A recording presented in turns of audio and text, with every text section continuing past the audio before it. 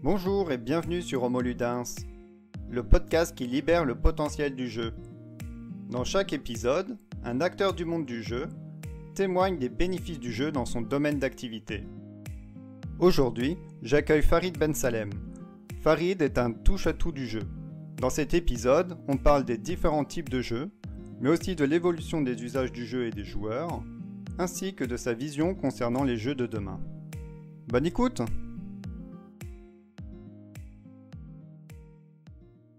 Bonjour Farid Ben Salem. Bonjour. Merci d'avoir accepté mon invitation. Est-ce que tu peux te présenter? Alors moi, je suis un touche-à-tout dans le domaine du jeu.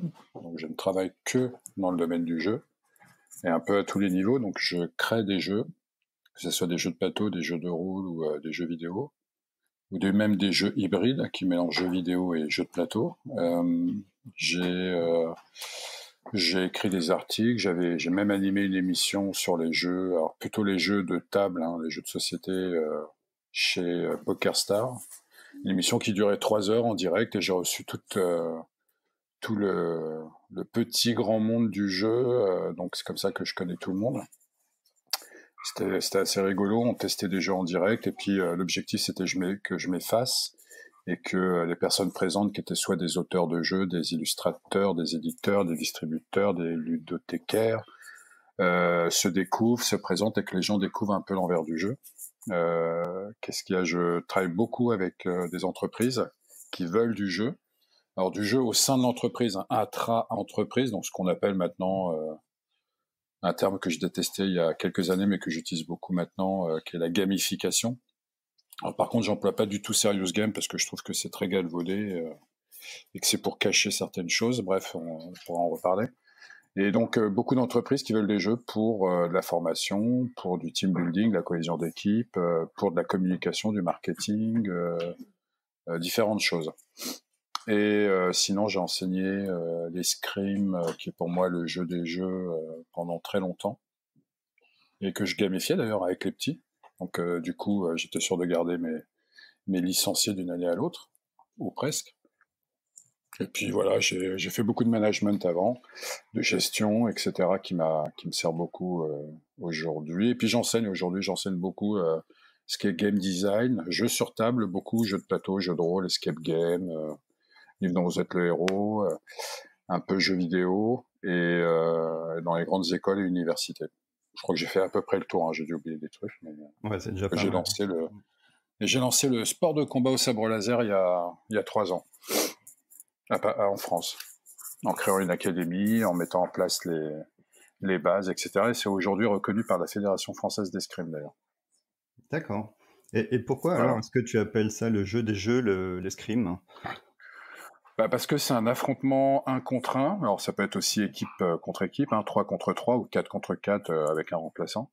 Et puis vous êtes face à un adversaire. Bon, il y a les règles propres à l'escrime évidemment, mais c'est du combat physique. Vous ne savez pas ce que l'adversaire va faire, il ne sait pas ce que vous allez faire. Et l'objectif, c'est de tenter de le faire réagir pour tirer parti de sa réaction. Et tout ça, c'est... En fait, il faut savoir que comme beaucoup de sports de combat d'ailleurs, l'escrime, c'est un sport de roublard. Donc, on passe son temps à faire croire que, et pour tenter de tromper l'adversaire. Donc, c'est pour ça, c'est très... Mais comme tous les sports, attention, un sport, à la base, c'est un jeu, c'est des règles, c'est un objectif commun aux adversaires. Et c'est pour ça que tout sport est un jeu au départ. Et pour moi, l'escrime, c'est le jeu des jeux, parce que bon, voilà, je l'ai enseigné longtemps, pratiqué longtemps, mais je pourrais dire la même chose du foot aussi, que j'adore. Et du coup, selon toi, qu'est-ce qui constitue un jeu? Justement, c'est ce que je disais, c'est un ensemble de règles, même minimes soient-elles, et un objectif pour aller vers la victoire. La plupart du temps, évidemment. Après, il y a des exceptions à cela. Ça peut être, comme on le voit de plus en plus souvent avec les jeux coopératifs, où cette fois on joue ensemble, toujours avec des règles, pour tenter de battre le jeu. Après, oui, il y a plein de dérivés, etc. Il y a des jeux asymétriques. Donc au départ, c'est un ensemble de règles et un objectif. Et encore une fois, ça peut varier parce que l'objectif n'est pas obligatoirement commun aux deux adversaires ou à l'ensemble des adversaires. ça peut être des objectifs différents, etc. Ouais, d'accord. Donc, dans ta présentation, tu as parlé de beaucoup de sortes de jeux différentes. Et est-ce qu'il y a un classement qui existe des jeux? Alors, il y a des prix. Il y a des prix la- la- qu'on peut retrouver comme celui du Festival international des jeux à Cannes, qui est maintenant un événement très important, ou celui de Trick Track aussi, qui est le site principal concernant les jeux de table, les jeux de plateau, qui propose son Trick Track d'or tous les ans, etc. Après, je sais pas si tu parles d'un autre classement, Je pensais, une autre sorte de classement. Tu veux peut-être des familles de jeux? c'est ça, je pensais, bon, on a parlé du jeu de plateau. Tu as parlé vite fait du jeu de rôle. Il y a un peu le sport avec l'escrime, le jeu vidéo. Est-ce que ça permet déjà Oui, de classer les différents types de jeux? oui, Est-ce bien qu'il en sûr. Ouais. existe d'autres? Alors, ouais, non, en fait, au sein des, alors, concernant les jeux tangibles, c'est-à-dire les jeux qui ne sont pas des jeux vidéo, on va dire, il y en a plein de différentes sortes. Il y a les jeux, les party games, les apéro games, les jeux d'ambiance, les jeux de gestion, les jeux de stratégie, les jeux de réflexion, les jeux d'adresse, etc. Pareil, dans les jeux vidéo, il va en avoir différents. Il va y avoir des FPS, des STR, des jeux de plateforme, des jeux d'aventure, des point and click, etc. Donc oui, à chaque fois, on va retrouver différents types de jeux qui permet déjà de donner une petite idée de ce que va être le jeu. Et c'est important d'ailleurs, hein, parce que quand on parle d'un jeu de société, d'un jeu de plateau, c'est important au départ, dans son pitch, d'indiquer quel type de jeu ça va être, pour que la personne puisse commencer à visualiser, si elle a qu'une description orale, de commencer à visualiser ce que peut être le jeu. Et quel lien peut-on faire entre ces différents types de jeux, s'il en existe? Alors le lien, ça peut être un lien matériel ou immatériel d'ailleurs. Par exemple, pour différents types de jeux de table, ça va être est-ce que il y a la présence d'un plateau, donc d'un support spécifique au jeu, mais après ça peut aller beaucoup plus loin. C'est ce que j'explique souvent à mes étudiants, c'est qu'en fait un type de jeu dit de cartes, un jeu de cartes. En fait, on peut le considérer comme un jeu de plateau parce que le support c'est la table. Donc c'est comment on définit le support aussi. Après, ça peut être, oui, mais est-ce que le support est prévu dans la boîte de jeu? Donc, si le support est prévu dans la boîte de jeu, donc le plateau, donc on pourrait dire que c'est un jeu de plateau. Donc en fait, ça reste encore vague, mais même un jeu de figurines où on joue directement sur la table ou sur une nappe ou sur une fausse moquette, etc. On pourrait dire aussi que c'est un jeu de plateau. Mais dans ce cas-là, ce qui permet de les réunir, c'est le fait que ça soit tangible. Au contraire d'un jeu dématérialisé comme un jeu vidéo. Où là, ce qui apparaît D'accord. du jeu, c'est sur un écran. Donc la grosse différence qu'on connaît tous, hein, c'est les jeux tangibles et les jeux dématérialisés. Donc en fait, c'est les jeux de table et les jeux de vidéo. Mais quand je dis jeu de table, c'est pareil, hein, c'est jeu de table. On peut jouer par terre, on peut jouer un peu n'importe où aussi. C'est très difficile de trouver un terme précis. Le terme le plus précis, ça serait jeu tangible, mais ça englobe beaucoup de choses. Ça englobe aussi un type de jeu qui n'est pas du tout un jeu de table, et encore, ça existe maintenant. C'est tout ce qui est live escape room, ou souvent appelé escape room ou escape game. Donc, qui poussent comme des champignons partout depuis 4-5 ans, et on vous enferme dans une pièce, et de par des énigmes, des objets à trouver, il faut sortir en moins d'une heure d'une pièce.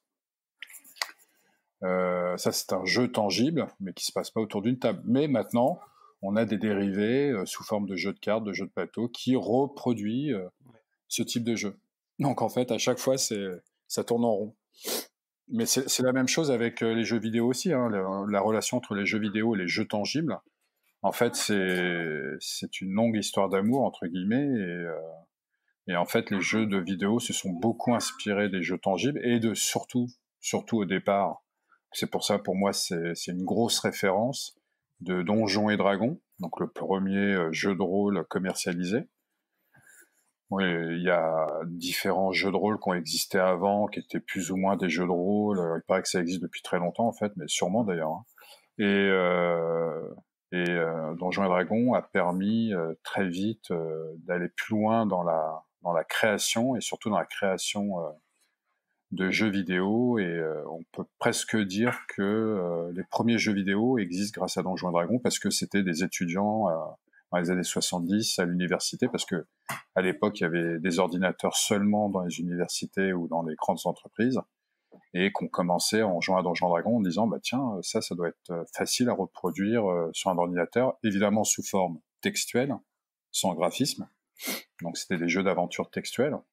Et il leur donnait des noms barbares, le IAX32F, je sais pas quoi, parce qu'ils avaient peur que les professeurs tombent dessus et effacent tout. Donc voilà. Et après, on a vu arriver évidemment tout ce qui est MMO, les jeux en ligne multijoueurs comme World of Warcraft, qui encore une fois s'inspire beaucoup des jeux de rôle. Et puis après, c'est les jeux de rôle qui se sont inspirés beaucoup des jeux vidéo, ou des jeux de plateau aussi d'ailleurs, s'inspirent de plus en plus des jeux vidéo aussi. Donc c'est quelque chose qui tourne en rond continuellement. Ça qui est intéressant d'ailleurs, on a longtemps, on a cru, depuis les années 90, on a cru que le jeu vidéo allait faire disparaître complètement le jeu tangible, le jeu de société, par exemple, et le jeu de rôle. Et en fait, c'est pas du tout le cas. Au contraire. Ces derniers temps, ça explose.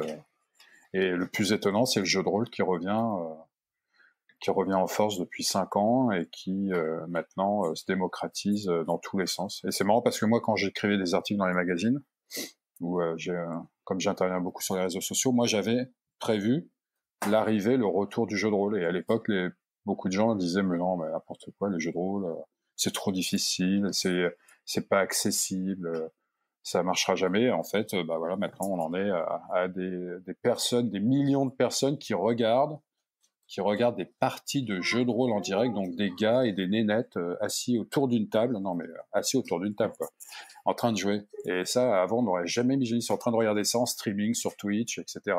Alors évidemment, beaucoup aux États-Unis et beaucoup en France. Je pense que la France et les États-Unis, c'est les pays qui développent beaucoup à ce niveau-là, mais je pense que l'Allemagne et l'Angleterre n'est pas loin derrière. Et c'est incroyable. Maintenant, c'est même plus on regarde. Parce que je peux comprendre que moi, je le fais pas trop. J'aime bien regarder en jeu vidéo. J'aime bien regarder des parties, des parties en mode compétition au niveau de Overwatch, le jeu vidéo, parce que j'y joue régulièrement. C'est un petit jeu.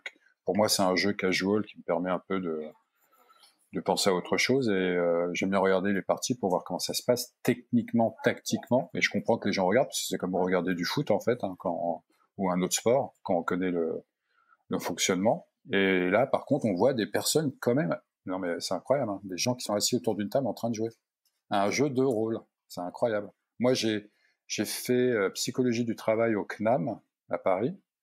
Et comme support à mes mémoires, j'utilisais beaucoup le jeu de rôle pour les relations entre les personnes, qui est le dominant, qui sont les dominés, etc.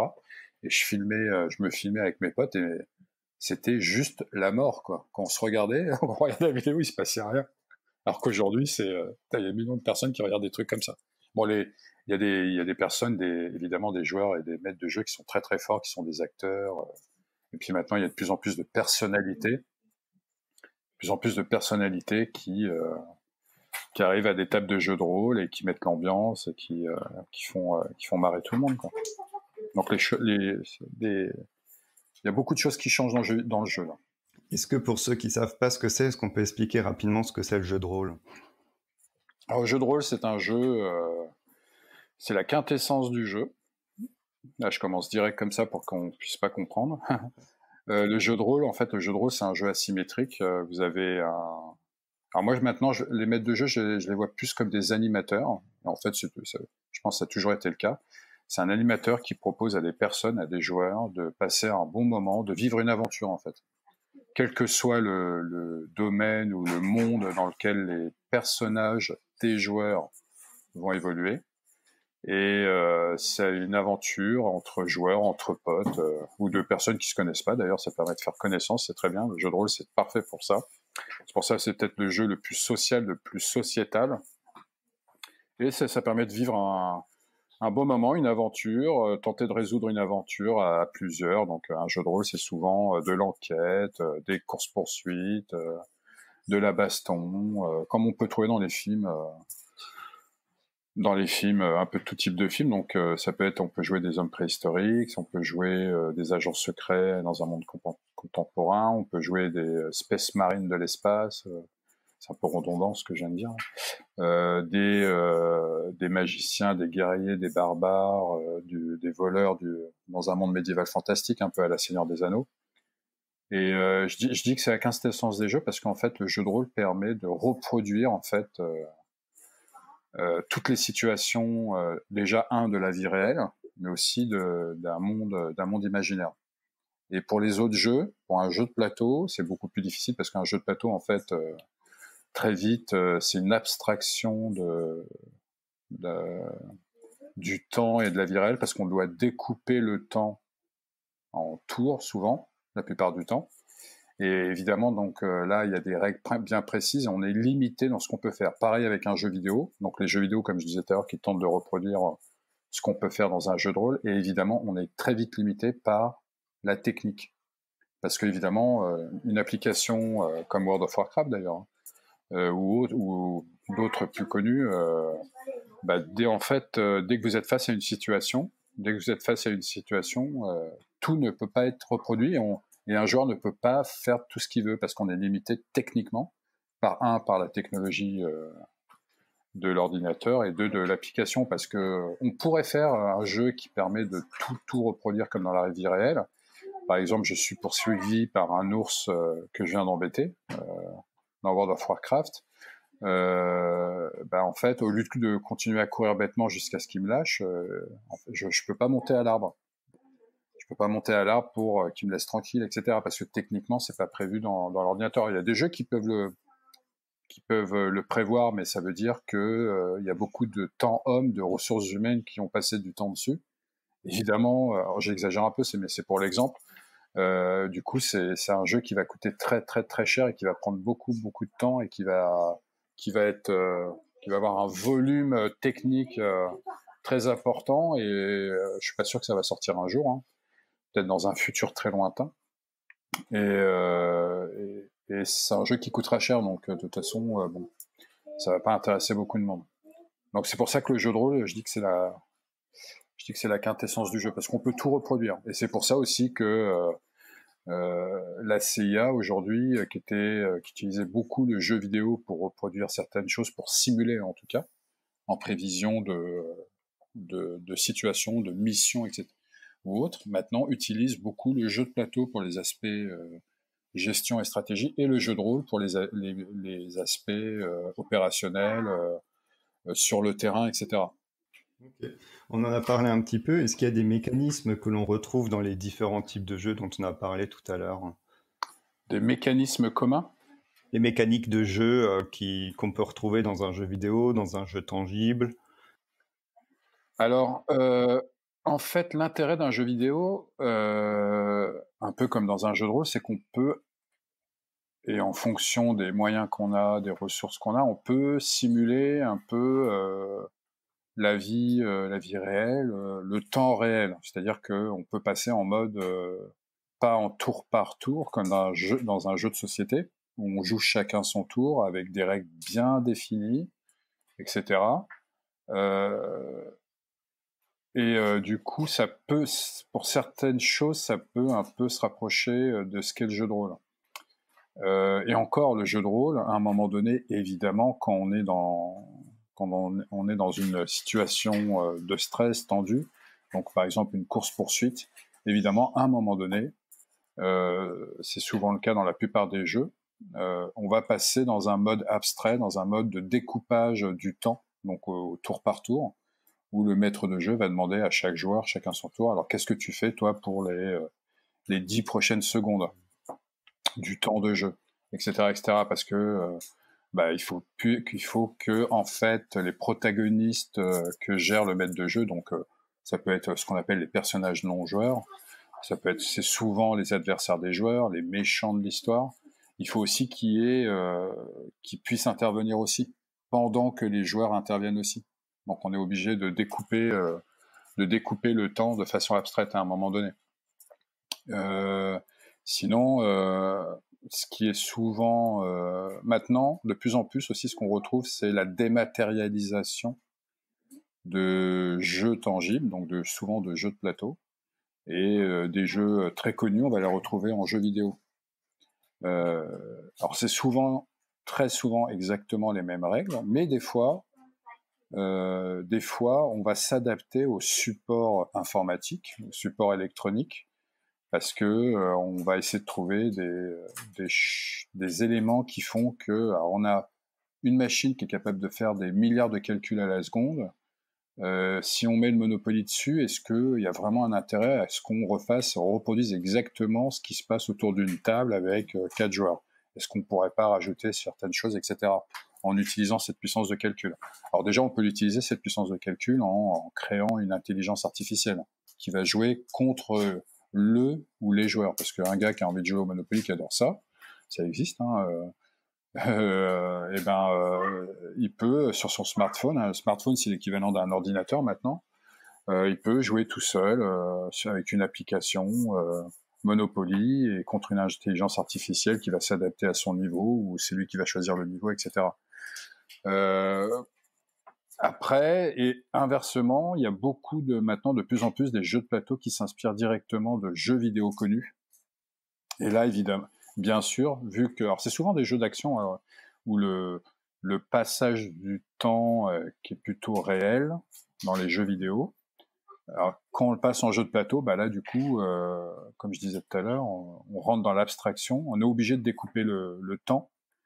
Et évidemment, on n'a pas les mêmes sensations de jeu. Mais on peut quand même retrouver, il y a des jeux qui le font très bien. Et qui, malgré un découpage du temps et une limitation des actions, eh ben, on arrive à retrouver les sensations du jeu vidéo. Je pense à des jeux comme Gears of War, qui est un jeu de vidéo très connu. Le jeu de plateau est très très bien, ça reproduit pas mal. On joue en coopératif contre le jeu, et ça représente bien ce qu'on vit malgré tout dans le jeu vidéo, comme aussi. Alors là, par contre, je parle d'une série télé, Battlestar Galactica. Il y a un jeu de plateau qui est sorti il y a maintenant peut-être 15 ans, qui est très très très bon et qui reproduit bien ce qui se passe dans la série télé aussi. Donc bon, voilà quoi. Malgré tout, malgré le passage dans l'abstrait, le découpage du temps de façon un peu bizarre, on peut reproduire certaines choses de jeux vidéo, de séries télé, de films, etc. D'accord. Bon, j'ai une question pour l'auteur de jeux. Comment on en vient à créer des jeux? Enfin, moi en fait, je crée des jeux depuis très très longtemps. Depuis mon dernier souvenir, c'est 6 ans, donc je me souviens, je revois encore le jeu que j'avais créé. Et alors, moi, je créais beaucoup déjà, donc je voulais être inventeur, donc je créais même des meubles, je récupérais les cartons de lessive de mes parents. Quand il n'y avait plus de lessive dedans, je faisais des trucs avec. J'avais même fait un flipper en carton, et mes copains venaient à la maison rien que pour jouer avec ça. Donc moi, j'ai toujours voulu créer. Et je créais parce que j'avais un père qui était très sévère et qui ne voyait que l'école et le conservatoire, et sa mentalité tunisienne. Et du coup, bah, j'étais un peu frustré, j'avais pas beaucoup de jeux, mais quand j'allais chez des copains pour jouer, bah, en fait, tout de suite, quand je rentrais à la maison, et comme mon père travaillait, il était, je sais plus, directeur dans une imprimerie, donc on avait beaucoup, beaucoup, beaucoup de papier, de carton à la maison. Et donc, je passais mon temps à bricoler et à reproduire les jeux que je voyais chez mes copains. Donc, bah, fatalement, au bout d'un moment, alors après, adulte, moi, je suis parti tout de chez mes parents à 18 ans. Adulte, à 18 ans, déjà, j'étais à fond dans les jeux de rôle, les jeux de plateau. Parce que c'était la période du lycée, etc. Et après, très vite, bah, j'ai commencé à essayer de concrétiser ce qu'était la création de jeux, mais plus pour mes copains. Et parce que comme je suis quelqu'un qui est pas du tout ambitieux, qui cherche pas à faire connaître absolument ce qu'il a pu créer, bah en fait je crée que pour mes copains de lycée avec lesquels on a joué encore pendant 20 ans, souvent aux jeux de rôle, aux jeux de plateau, etc. Donc je crée pour eux tout le temps, je crée des jeux, des façons de jouer, des principes, des mécaniques pour des jeux de rôle. Donc c'était mes bêta-testeurs. Et puis ça s'arrêtait là. Puis bon, après, il y a différentes choses qui ont fait que c'est devenu un métier. Ça marche. Et c'est quoi, du coup, les différentes étapes pour créer un jeu? En fait, moi, j'ai toujours reproduit, comme je suis très curieux, très très curieux et touche à tout, au niveau de mes métiers, des professions que j'ai exercées, je suis un peu allé dans tous les sens. On va peut-être dire même que je suis instable. Donc j'ai touché à plein de choses. Et pareil au niveau du fait que je suis curieux, même au niveau des activités, j'ai touché à pas mal de choses. Donc je dessine, je fais de la musique, je fais beaucoup de sport, enfin moins maintenant quand même. Hein. Donc j'adore l'histoire des civilisations et des technologies, j'adore bouquiner. Donc à travers ça, le fait de tout, déjà entre parenthèses, ça c'est ce qu'on dit aux étudiants en plus en début d'année, un game designer, un auteur de jeu, que ce soit jeux vidéo, jeux de plateau ou autre, il se doit d'être curieux et touche à tout, et avoir une certaine culture quand même. C'est très important, que ce soit pour la création de mécaniques de jeu ou la création aussi d'un univers. Pour qu'un univers soit cohérent, il faut avoir des connaissances, pas seulement avoir Google, hein, ça ne suffit pas, parce que Google, ce qu'on y trouve n'est pas suffisant. Il faut pouvoir synthétiser tout ce qu'on y trouve, et pour ça, il faut pouvoir avoir une bonne culture de base. Et donc, moi, en fait, tous les métiers que j'ai exercé, j'ai toujours tenté d'y apporter des éléments de jeu. Donc, quand je faisais du management, en fait, les gars et les nénettes que je manageais, je faisais des fiches de personnages entre guillemets, avec différents paramètres pour voir leur évolution, pour savoir à quel moment je m'entretenais avec eux pour leur dire attention, là il faudrait que quand même machin, là il faudrait que tu corriges ça, là bravo, très bien, etc. Donc j'avais des sortes de fiches de personnages. En escrime, comme je disais tout à l'heure, en escrime j'ai très vite amené plutôt pour les gamins, hein. Quoique les adultes aussi, pour les gamins, j'ai très vite amené des principes de jeux vidéo, de jeux de plateau, de jeux de rôle dans l'escrime, dans les combats. Et les combats devenaient des sortes de jeux de rôle où ils devaient s'exprimer de façon théâtrale, pour rappeler un peu Cyrano de Bergerac, mais aussi il y avait des mécaniques pour gagner des points d'expérience, pour acheter des pouvoirs, des pouvoirs qui permettaient d'acheter des points d'expérience qui permettaient d'acheter par exemple le pouvoir de combat à deux armes, le pouvoir d'armes vampiriques. En plus, je créais ça avec les gamins, donc ils participaient à la création. Et il y avait des niveaux. Celui qui avait le plus de points d'expérience, c'était le prince. En dessous, c'était le duc, etc. Donc les gamins, ils étaient comme des fous. Ou j'avais créé aussi corsaire contre pirate, avec les corsaires sur une piste, les pirates sur une autre piste, côte à côte, et ça représentait deux bateaux. Donc ils devaient combattre avec certaines règles bien spécifiques, en face à face, par équipe, en même temps, etc. Ça, pareil, ils adoraient ça. Et puis, c'est comme ça d'ailleurs que c'est venu que quelqu'un m'a alpagué, parce que je parlais beaucoup de jeux avec les gamins. À chaque fois en début de cours, je leur demandais alors vous avez joué ces derniers temps, que vous avez fait ce week-end, etc. Donc on parlait un peu de jeux. Alors souvent Warhammer revenait souvent. Donc je me vantais que moi j'ai travaillé pendant un moment chez Games Workshop, donc le leader mondial de la figurine fantastique. Et un jour, quelqu'un est venu me voir en me disant ah, tiens, vous avez l'air de bien connaître les jeux, etc. Et justement, j'ai monté un atelier. On voudrait créer les premiers livres ordinateurs ou livres console de jeu. Et pour l'instant, les prototypes qu'on a fait, ça amène beaucoup vers les jeux, mais on n'y connaît rien aux jeux. Donc c'est monsieur Étienne Mineur. Il m'a dit, je sais pas si vous avez des idées. On a pas mal discuté. J'ai envoyé, je sais plus combien de mails à l'époque, des dizaines de mails. Et à un moment, il a dit, écoute, viens à l'atelier à Bastille et puis on va voir. Et puis là, j'ai commencé vraiment à travailler pour du jeu. Et en même temps, je sais plus comment, je crois en rencontrant un éditeur de jeux de plateau, parce que il manquait des pièces dans un jeu de plateau que j'avais acheté. On a commencé à discuter, et puis il a commencé à me dire, bah tiens, ce serait bien que tu viennes pour des tests de jeux, des prototypes de jeux qu'on a reçus, et puis aussi sur des jeux pour travailler dessus, etc. Donc là, c'était avec l'éditeur Istari, qui avait une bonne réputation à l'époque. Et ils faisaient des très très bons jeux. Jeux dits plutôt à l'allemande, hein, des jeux, on va dire, calculatoires, de gestion. Et puis voilà, ça a commencé comme ça, de plus en plus. Et puis ce que je faisais avec Étienne Mineur, donc aux éditions volumiques, je faisais de plus en plus de choses. J'ai même co-inventé une technologie de reconnaissance d'objets sur écran capacitif, ce qui a permis de signer pendant un petit moment chez Hasbro, qui est quand même le leader mondial du jeu et du jouet.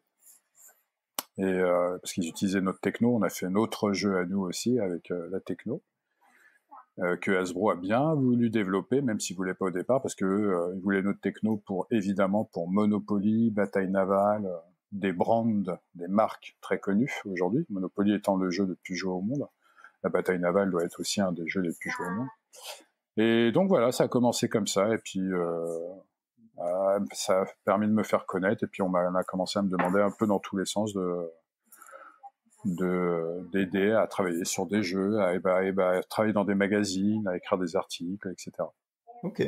Et je vais revenir sur tes expériences. Alors, t'aimes pas gamification, alors ludification, je sais pas.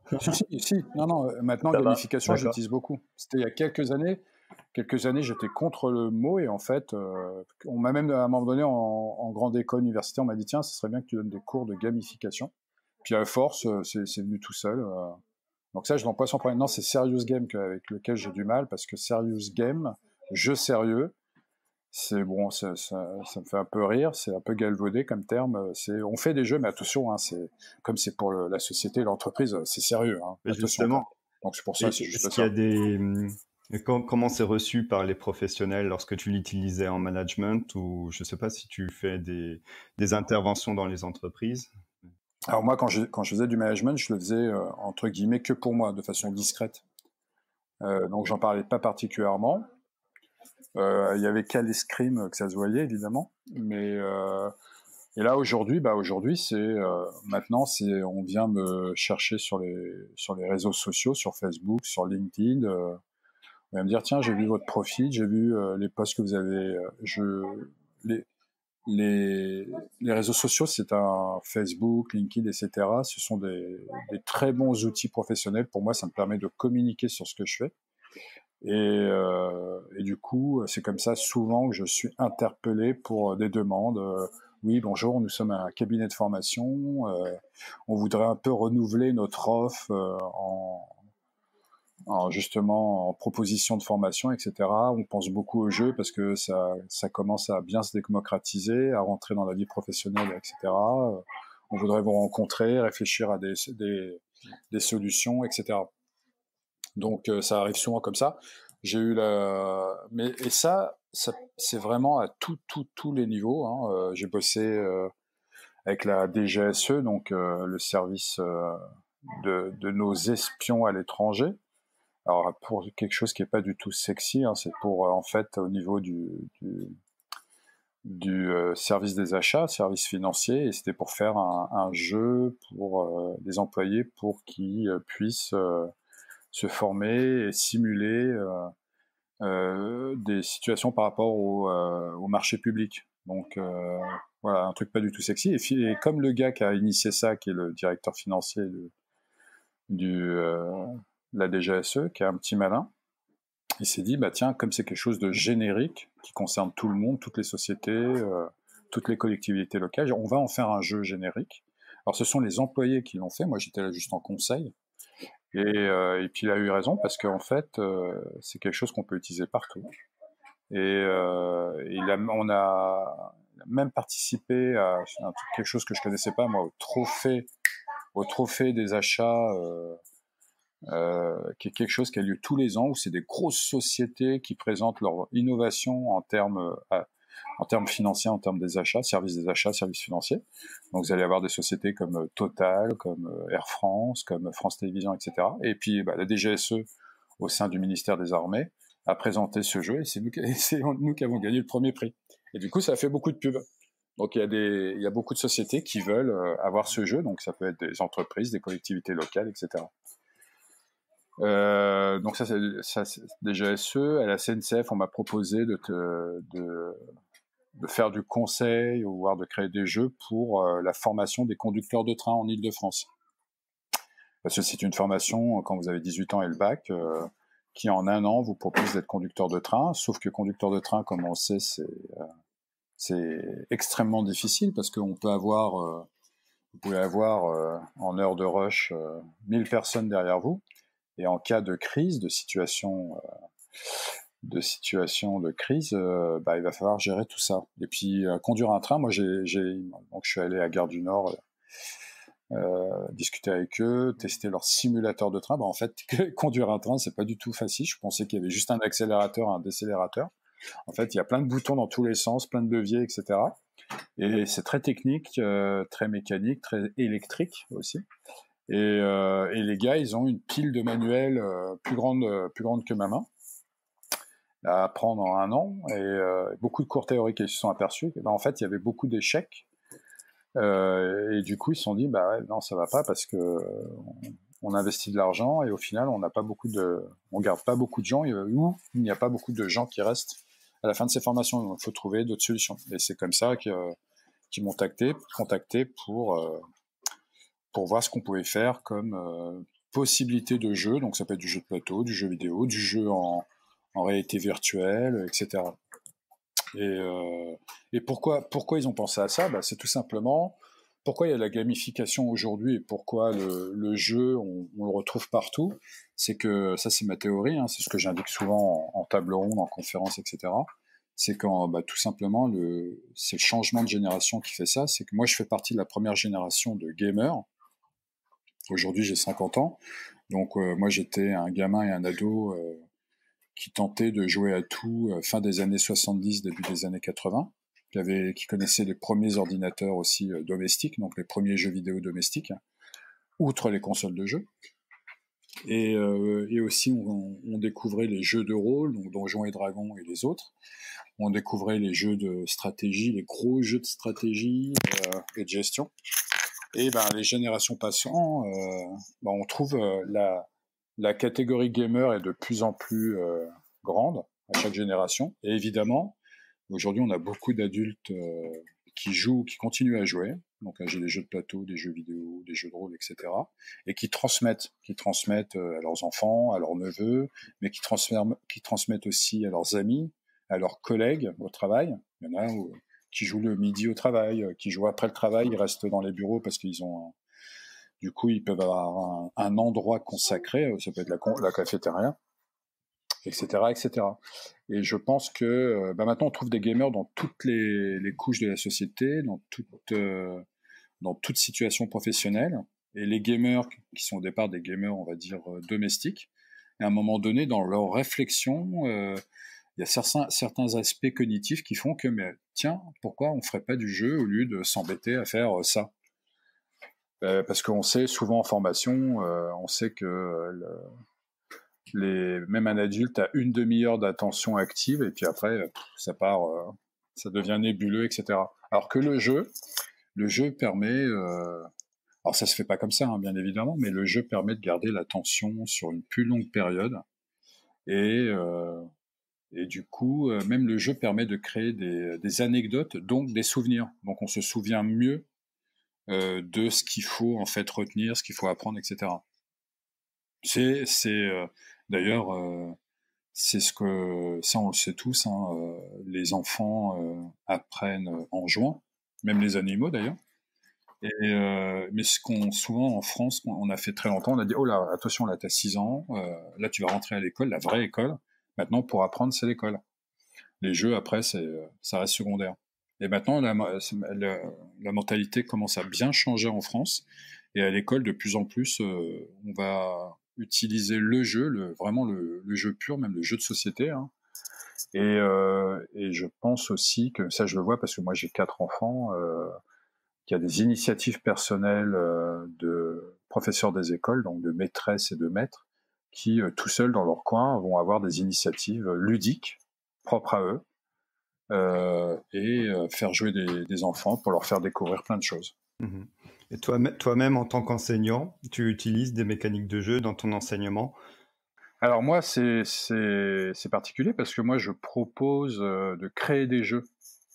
Donc, utiliser du jeu pour créer des jeux, c'est très difficile. Surtout que moi, je change de plus en plus ma façon de faire.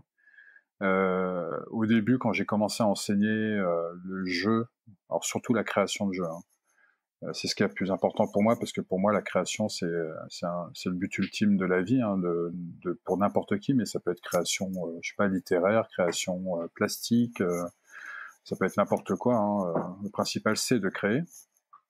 Euh, euh, Avant, moi, je faisais beaucoup de théorie. Donc, j'expliquais ce qu'était le jeu, comment fonctionnaient les mécaniques de jeu, et que ça. Et en fait, je fais de moins en moins. Parce qu'encore une fois, même, et moi, des fois, les étudiants, je me dis, mais vous vous rendez compte quand même que là, vous êtes en cours de jeu, en cours de création de jeu. Moi, j'aurais tellement aimé découvrir ça il y a 30, 40 ans. Mais bon, évidemment, eux, ils sont à l'école, ils sont en cours, c'est pas...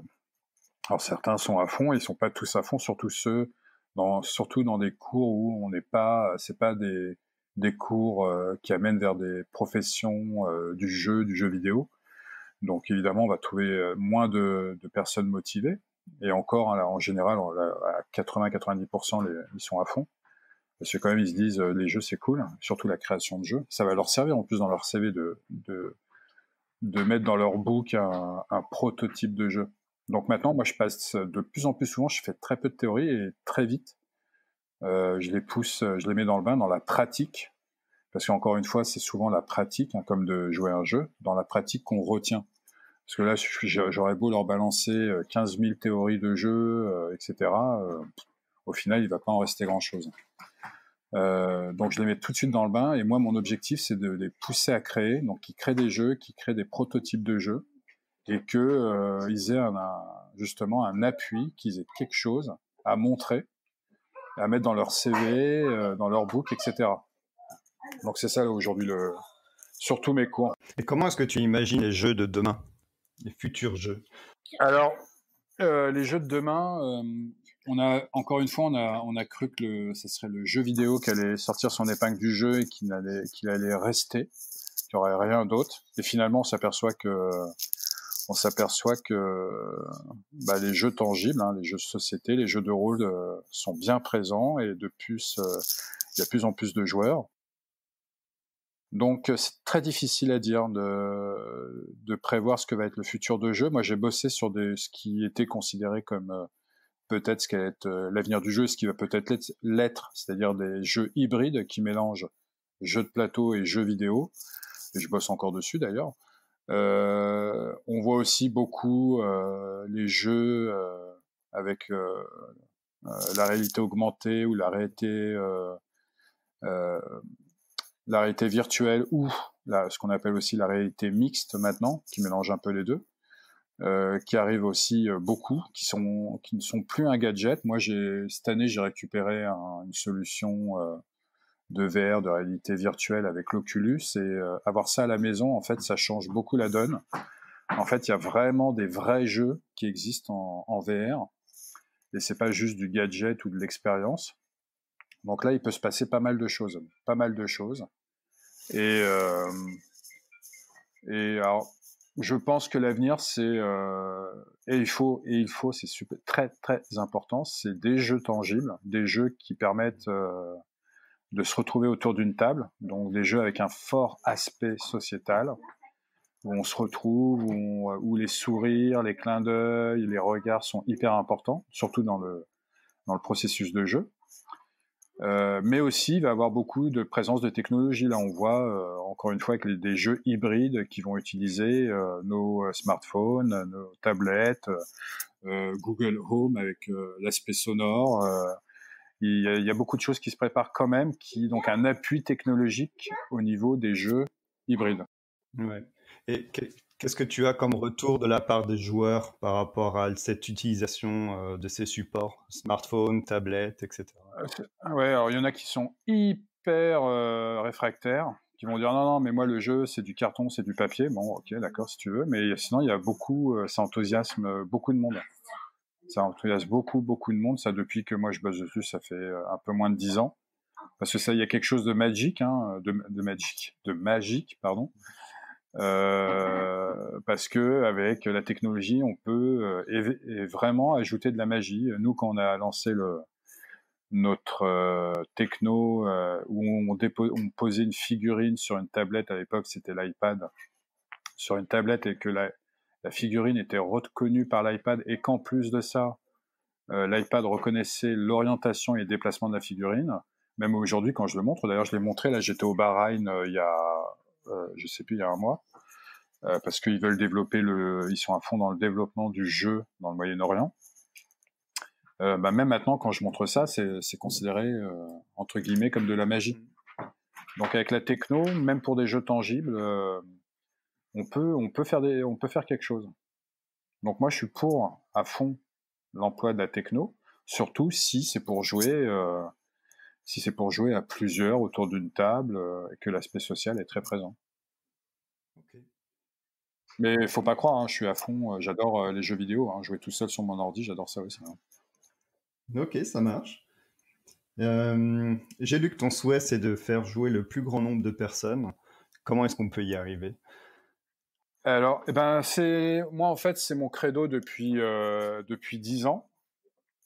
Et maintenant, on y arrive. De toute façon, on y arrive complètement par rapport à tout ce que j'ai indiqué là depuis le début de notre discussion. Et un gros biais, un des gros biais, c'est le jeu en entreprise. Évidemment, ça amène beaucoup de nouveaux joueurs. Et puis aussi ce renouvellement du jeu de table il faut pas être tout seul pour jouer, il faut être plusieurs, donc fatalement on va aller chercher des joueurs. Mais ça n'empêche que certaines applications proposent de même jouer à plusieurs à distance, comme Roll20, on peut faire du jeu de rôle. Avant, alors souvent l'excuse, hein, c'est de pas faire du jeu de rôle, c'était dire ouais, bah voilà, tous mes potes maintenant ils ont une femme, ils ont des enfants, ils ont déménagé, ils ont moins le temps, ils sont loin, etc. Maintenant c'est plus une excuse parce qu'on a des applications qui permettent de jouer à distance. Alors, surtout pour le jeu de rôle. Donc, comme j'indiquais d'ailleurs, Roll20. Par exemple, il y en a d'autres. Hein. Je sais qu'il y a des solutions en France qui vont arriver.